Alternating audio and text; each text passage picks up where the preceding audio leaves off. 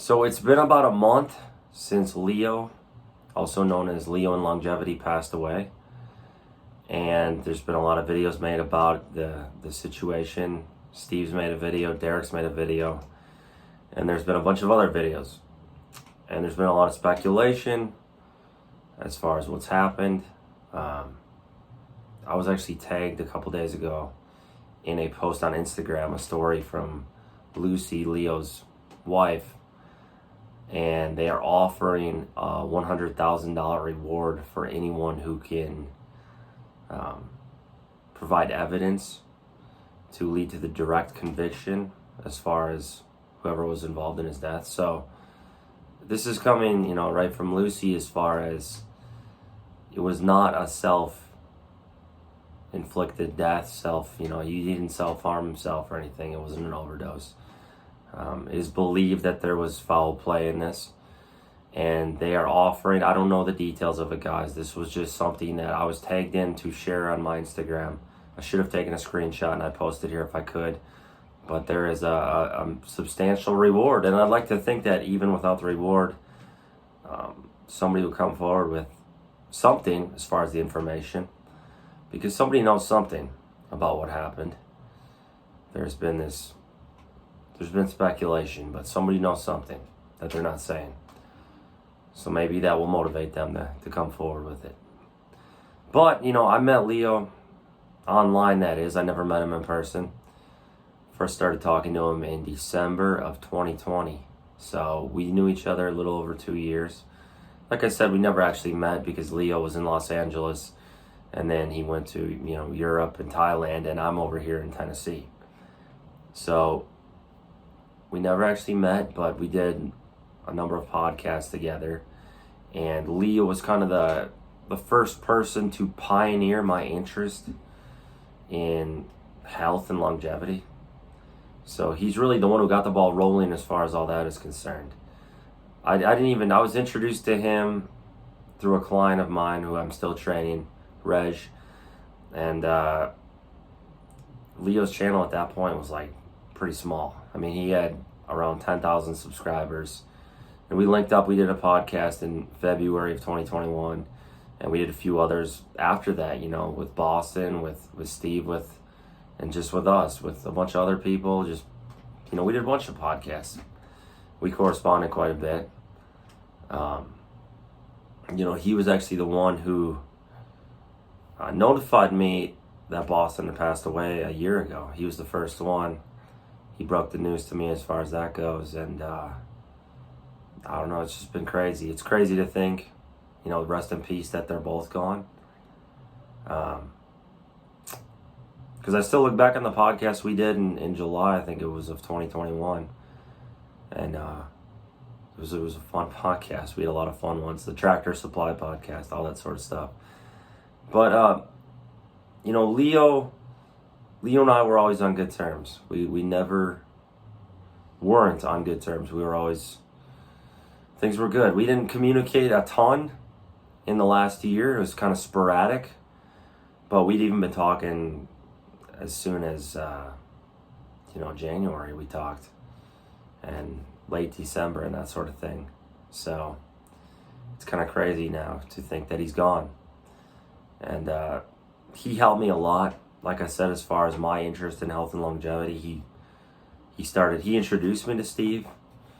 He introduced me to Derek. Just basically got me learning about my own health, how to be better.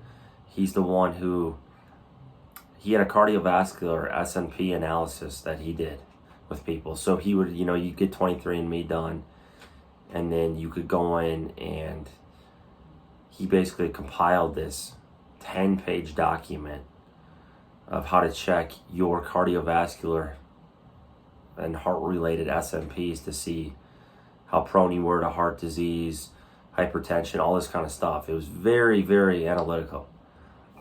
And he had made this, and it was just genius, going through it. He provided me this whole document for free.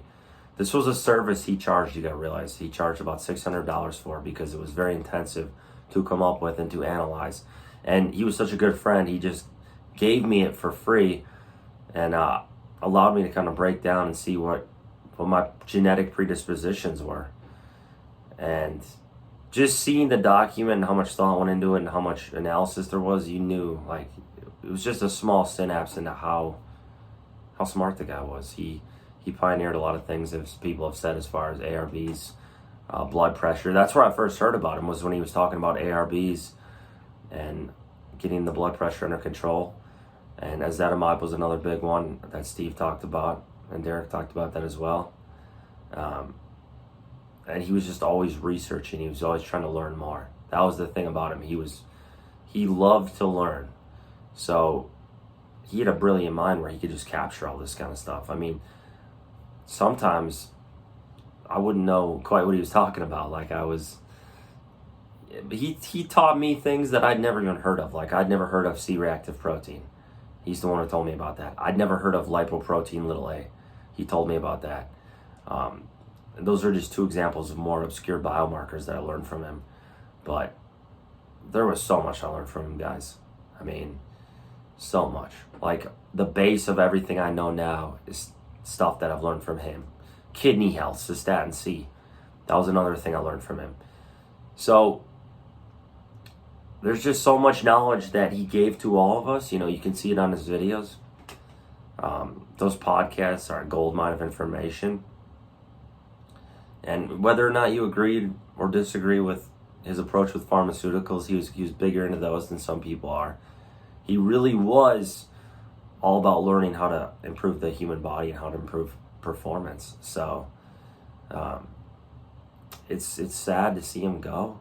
It's just another, reminder of how fleeting life can be. And I know, he had a daughter, and I want her to obviously look back and see these videos and see that he did a lot of good. So yeah, it's surreal, really, guys. I wish I'd gotten the chance to meet him. And for a while, it was looking like, that might happen. He was even talking about moving to Tennessee at one point. We were discussing it in depth. He was looking at moving to Chattanooga. And I'm over in the Knoxville area. So it's, it never happened, but, he was a good friend to me. He really was. He was a good friend the whole time. We had phone conversations where he would explain concepts to me and teach me things. He was always willing to do that. A bunch of voice notes. So the base of what I've learned with health and this continual journey to be healthier, he's largely responsible for much of that. For the decision to stay off PEDs. I mean, he was always saying I could go on TRT, and he was advocating that might not be a bad idea. But he really got me interested in getting my act together, because before his videos, I really just didn't know anything as far as any of that was concerned. I didn't know how to interpret blood work and any of that. I learned that all through him. So he did a lot of good for me, and just thought I'd pass along the information that there's a reward, and hopefully that there's more light shed on the situation and what happened with him, and we can get this all figured out and squared away, get some closure on his death. But rest in peace, Leo. Done a lot of good, made a lot of connections through him, and just want to thank him for everything that he's done for me. So